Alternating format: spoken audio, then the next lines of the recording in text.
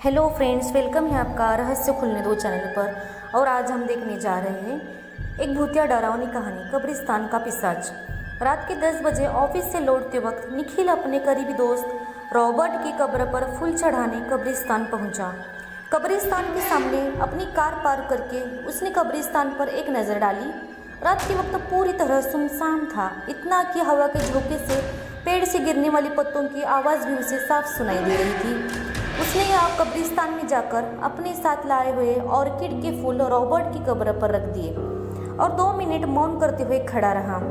फिर जब वो वापस बाहर आने के लिए पीछे मुड़ा तब उसे एक कब्र पर बैठी छोटी सी बच्ची दिखाई दी। बच्ची के हाथ में एक हरे रंग का कांच का टुकड़ा था जिसे वो बार बार आंख पर लगा के आसपास के कब्रों को देख रही थी। निखिल कुछ मिनट वहीं खड़े होकर उस बच्ची को देखता रहा। वो इंतजार कर रहा था कोई उस बच्ची की पहचान का आए और उसे सही सलामत अपने साथ घर ले जाए, पर ऐसा नहीं हुआ। फिर निखिल उस बच्ची के पास जाकर खड़ा हुआ। निखिल की तरफ देखते हुए वो छोटी बच्ची मुस्कुराई। निखिल ने पूछा, अरे छोटी, तुम अकेली यहाँ पर क्या कर रही हो और तुम्हारे माता पिता कहाँ पर है? फिर वो बोली, मेरे मम्मी पापा अगली कब्रिस्तान में गए हैं, वो वहाँ पर रहते हैं। वहाँ से कुछ ही दूर एक और कब्रिस्तान था, इसलिए निखिल को लगा कि बच्ची शायद उसी कब्रिस्तान के आसपास कहीं रहती होगी। इसे शायद ठीक से पता याद नहीं होगा। फिर निखिल ने पूछा कि तुम यहाँ अकेली क्यों बैठी हो, तुम्हारे साथ कोई नहीं बड़ा है क्या? बच्ची ने जवाब दिया, मेरे पिताजी मुझे यहाँ छोड़ के गए हैं। निखिल ने सोचा कि कैसा निर्दयी बाप होगा, अपनी छोटी बेटी को कोई इस तरह कब्रिस्तान में छोड़ के जाता है भला। निखिल उस छोटी बच्ची से इतना बातें कर रहा था पर उसका ध्यान सिर्फ उस कांच के टुकड़े में ही था। वो बस उसमें एक आंख बंद करके इधर उधर देख रही थी। निखिल ने आखिर उस बच्ची से पूछ लिया कि तुम कांच में से क्या देख रही हो? उसने जवाब दिया कि इस हरे कांच के टुकड़े में मुझे गायब होने वाले लोग दिखते हैं। बहुत मज़ा आता है गायब होने वाले लोग देखने। निखिल को कुछ समझ में नहीं आया। वो बच्ची के साथ और कुछ देर खड़ा रहा, फिर उसे गोद में उठाकर कब्रिस्तान से बाहर निकल आया। चलते चलते गोद में बैठी उस बच्ची ने अपना नाम निशा बताया। निखिल ने जैसे ही कब्रिस्तान के बाहर कदम रखा, उसे अचानक तेज ठंड के मौसम ने घेर लिया। उसका बदन ठंड से कांपने लगा। पर निखिल का ध्यान जब उसकी कार के पास खड़ी उस बच्ची की तरफ गया तब उसे हैरान हुई, क्योंकि उस पर इस खून जमाने वाली सर्दी का भी असर नहीं हो रहा था।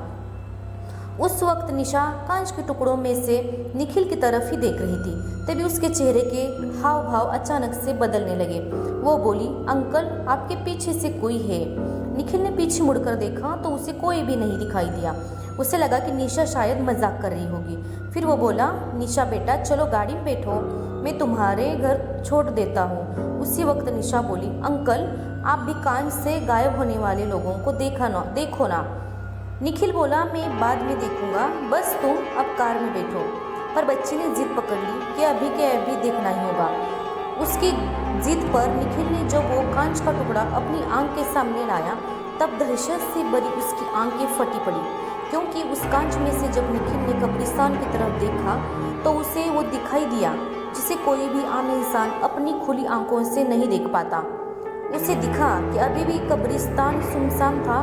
कांच में से देखने पर वहाँ बहुत से लोग घूमते दिखाई दिए और उनमें से कुछ उसकी तरफ ही देख रहे थे। और जब उस कांच के टुकड़े से उसने अपनी आसपास नज़र डाली तो 3 बदसूरत जले हुए प्रेत निखिल की ओर घेर के खड़े थे और निशा की जगह उसे एक छोटा पिशाच दिख रहा था जो उसकी तरफ देखते हुए अपनी लाल टपका रहा था।